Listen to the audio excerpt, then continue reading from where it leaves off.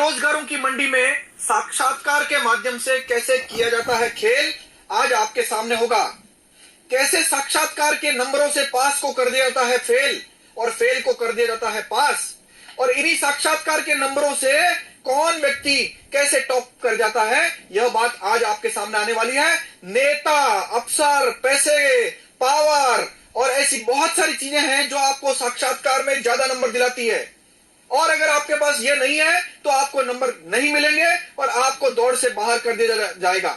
अभी मैं आपके सामने जो चीज ला रहा हूं वो उदाहरण के लिए रख रहा हूं मार्कशीट। ये जरूरी नहीं है कि वो कोई अयोग्य व्यक्ति हो। तो सवाल आपके सामने यह है, एक देखिए, ये एक नाम आपके सामने, गरिमा जिंदल। इसने आरएएस 2016 की परीक्षा दी और इस परीक्षा के सबसे ज्यादा नंबर लाने वाली यही लड़की है। 425 नंबर ये लेकर आई, यानी ये इस परीक्षा की टॉपर थी, नंबर 1। और नंबर 1 होने के बावजूद इसको आरएएस से बाहर निकाल करके और 76 नंबर की मेरिट पे पहुंचा दिया गया। क्यों, कैसे? देखिए, इसको इंटरव्यू में नंबर दिए 25, केवल 25 नंबर दिए गए, और 25 नंबर देने से इसके कुल ग्रैंड टोटल बने 450, 450 नंबर बने। और जब 450 नंबर बने तो ये आरएएस नहीं बन पाई। जो टॉपर थी इस पूरी परीक्षा की वो आरएएस से बाहर हो गई और जो अदर सर्विसेज उसमें चली गई। दूसरा, एक और उदाहरण आपके सामने है। यह है एक नाम, प्रियंका बड़गुजर। मैं दोबारा दोहरा देता हूं, यहां जो ये मार्कशीट दी गई है उदाहरण के लिए है, और इस उदाहरण का मतलब यह नहीं है कि ये लोग योग्य नहीं है, लेकिन इसका मतलब यह जरूर है कि इस प्रकार की चीजें हो रही है वहां पर। हो सकता है ये सब लोग योग्य हो और कुछ अन्य लोगों के साथ हो, लेकिन मैं ये दावे से कहता हूं साक्षात्कार में खेल होता है। और प्रियंका जी के नंबर देखिए आप, इनके 317, हालांकि ये एससी कैटेगरी से है। 317 को इंटरव्यू में नंबर मिले 82। गरिमा जी को कितने मिले? 25। इनको कितने मिले?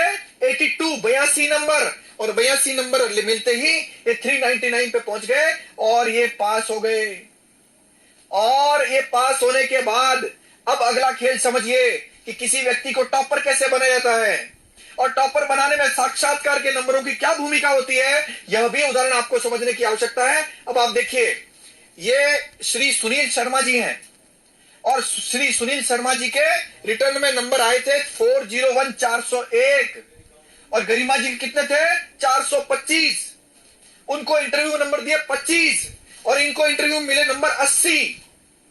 मैं फिर दोहरा देता हूं, इसका मतलब यह कतई नहीं है कि सुनील जी शर्मा जो है वो अयोग्य व्यक्ति थे, लेकिन मैं बताना चाह रहा हूं आंकड़ों का खेल के माध्यम से। डमी मार्कशीट समझिए, लेकिन किसी इंटरव्यू के माध्यम से किसी को पास को फेल, फेल को पास, किसी को टॉपर, किसी को कैसे बाहर किया जाता है, यह खेल समझाने के लिए डमी मार्कशीट आपके सामने लाया हूं। तो इनको जब नंबर मिले इंटरव्यू में 80, 80 और 80 नंबर मिलने से ये टॉप 10 की लिस्ट में आ गए। ये टॉप 10 के टॉपर हो गए। और वो जो गरिमा जी जो नंबर 1 पे थे, टॉपर थे, 425 नंबर उनके रिटर्न में आए, वो आरएएस नहीं बन पाए। यानी एक नंबर को 76 नंबर पे कैसे लिया जाता है और 76 नंबर वाले को कैसे 10 नंबर में से टॉप 10 में लिया जाता है, यह काम हमारे राजस्थान नहीं पूरे देश में जितनी भी नौकरियां हैं उन नौकरियों में किया जाता है। और इससे क्या हो रहा है, जो वास्तव में योग्य व्यक्ति है उसको बाहर कर दिया जाता है। और कई बार, मैं फिर दोहरा देता हूं, 10% लोग जो सच में योग्य हैं वो आ रहे हैं बिना किसी रिश्वत के, पैसे से। अगर ये भी नहीं आएंगे तो इन पर सवाल उठेगा, इसलिए इतनी शुचिता तो ये बरतते हैं। लेकिन 90% जो नौकरियों में आ रहे हैं वो कहीं नेताओं की संतानें हैं, जजों की संतानें हैं, अफसरों की संतानें हैं, या उनके पास रिश्वत देने की क्षमता है, या वो और बहुत सारी सेटिंग जानते हैं। बहुत सारी सेटिंग जानने के बाद ही उनका चयन होता है। यह सारे तथ्य मैंने आपको दस्तावेजों के साथ रखे हैं, और इस दस्तावेजों के माध्यम से जो बेरोजगारों की मंडी में बड़ा बिजनेस चलता है और इस बिजनेस में साक्षात्कार की अहम भूमिका है, यह मैंने समझाने का प्रयास किया है। आभार। जय हिंद, जय भारत।